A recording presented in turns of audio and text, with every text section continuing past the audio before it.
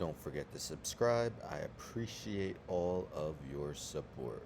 Enjoy the video. Alright, guys, so I've started this endeavor of going through every MLB team's Mount Rushmore. Teacher talking sports here. This will be the fourth team I do. I'm doing one daily, and I'm going in alphabetical order. So I started with the Arizona Diamondbacks, did the Atlanta Braves, and did the Baltimore Orioles yesterday. Here is one of the more challenging teams to do, and that is the Boston Red Sox. Boston, of course, is rich in history, have been around for 120 years. They were known as the Boston Americans from 1901 to 1907 and have been known as the Boston Red Sox since 1908 on. I nearly included someone from the Americans. It turns out he will be the biggest snub, but there were, a few other guys who easily had a case to be on here as well. I got two Red Sox lifers, two amazing hitters that had to be included, and then I have two starting pitchers in more modern times. So let's get into it. I don't rank the players, I name them in alphabetical order by last name. So let's go. First off, I got the Rocket, Roger Clemens. It was tough. Wasn't sure whether to include him, but the fact is he pitched a long time for the Red Sox. As you could see, 13 seasons, and went 192 and 111 with a 3.06 ERA, 100 complete games, and 2,590 strikeouts. I just had to include him. Won MVP and Cy Young in 1987. Also won the AL Cy Young with Boston. Cy Young MVP in 1986. Also won AL Cy Young with Boston in 1987 and 1991. As you can see in his time with Boston, led the AL wins twice, ERA 4 times, complete games twice, shutouts 5 times, innings once, strikeouts twice, and whip twice as well. Outstanding tenure with Boston. Also finished second in Cy Young once and third in Cy Young once as well. His last about 4 seasons with Boston, and looked like he was starting to slow down. Of course, once he left Boston, he won 2 Cy Youngs with Toronto. But if we look at from 1986 to 1992, so a 7-year span, he went 136 and 63 with a 2.66 ERA and a 1.09 whip, winning 3 Cy Youngs along that time. In the end, I had to include the Rocket. Next up, we got Pedro Martinez. Now, again, it was really between 3 starting pitchers. The 2 I chose were Clemens and Martinez. In the end, I felt like I had to include someone who, was a part of the Boston Red Sox long drought of not winning a World Series coming to an end, and Pedro was kind of the face of that 2004 Red Sox team. He was inducted into the Hall of Fame in 2015. So let's take a look at his numbers. Of course, started his career with the Dodgers and then the Expos. He ends up playing 7 seasons for Boston, going 117 and 37 with a 2.52 ERA and 0.98 WHIP. In his prime, he arguably had the best prime of any pitcher in MLB history.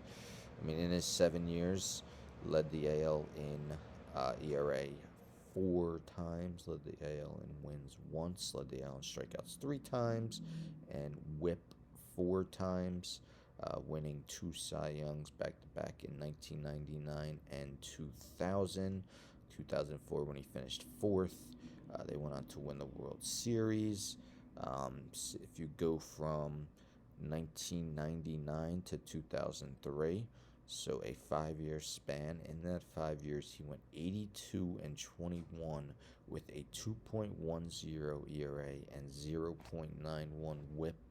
Again, are arguably the best prime for a starting pitcher ever. Pedro Martinez, I had to include him. Next, we got a player that many see as the best hitter of all time. That is Teddy Ballgame, Ted Williams, ducked in the Hall of Fame in 1966, played his entire career with the Red Sox. You can look at some of his accolades here. Two-time MVP, two-time Triple Crown, 19-time All-Star, and 6 batting titles in his career. So, of course, he missed 3 seasons due to military service, or else his numbers would be even better. In his 19 years, all with Boston, he batted .344 with a 1.116 OPS, 521 homers, 1,839 RBIs, 1,798 runs scored, and nearly 3 times as many walks as strikeouts. His .482 on base percentage is the all-time record. His .634 slugging and 1.116 OPS are both second all-time. Black ink galore on his page. Let's go through it quickly. Led the league in runs 6 times, doubles twice, homers 4 times, RBIs 4 times, walks 8 times, batting average 6 times, on base percentage 12 times, slugging percentage 9 times, OPS 10 times. It's unreal how many times he led the league in specific categories. Just an outstanding hitter, along with his 2 AL MVPs. He finished twice, 3 times as well. 4 times. So he was the runner-up 4 times, along with his 2 wins. Arguably the best hitter of all time, Teddy Williams, was a no-brainer. Another Red Sox lifer rounds out the Red Sox Mount Rushmore, and that is Carl Yastrzemski. Yastrzemski also played his whole career with the Red Sox and was inducted into the Hall of Fame in 1989. Here's some of his accolades. Won an MVP. Had been the most recent player to win a Triple Crown until Miguel Cabrera did it 2016. I don't remember the year, but recently. 18-time All-Star, 7-time Gold Glove, 3 batting titles, and an All-Star Game MVP.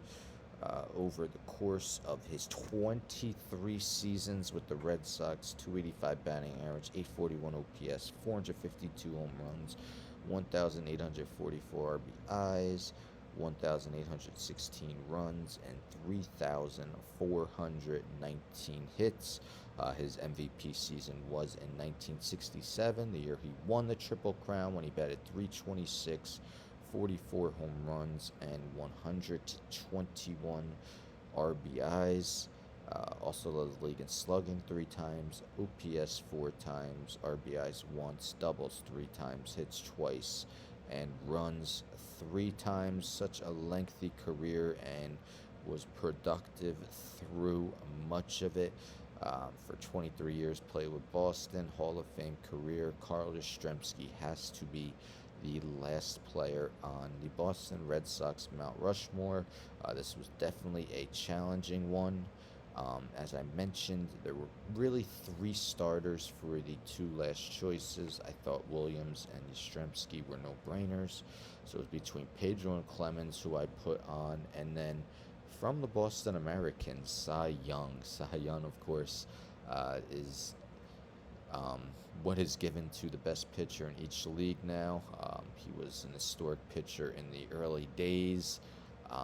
It was really tough leaving him off. He did win a World Series with the Americans. It was hard. It was hard. So I definitely would understand if any of the viewers would put him in over one of the guys I named. He wasn't the only snub. Of course, Boston's had a rich history. We got Wade Boggs, Dwight Evans, 2 more current more current players in Big Poppy David Ortiz and Manny Ramirez.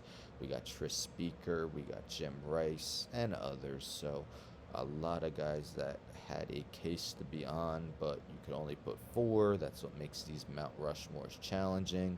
Of course, these are subjective. Feel free to put in the comments who you would have on your Boston Red Sox Mount Rushmore.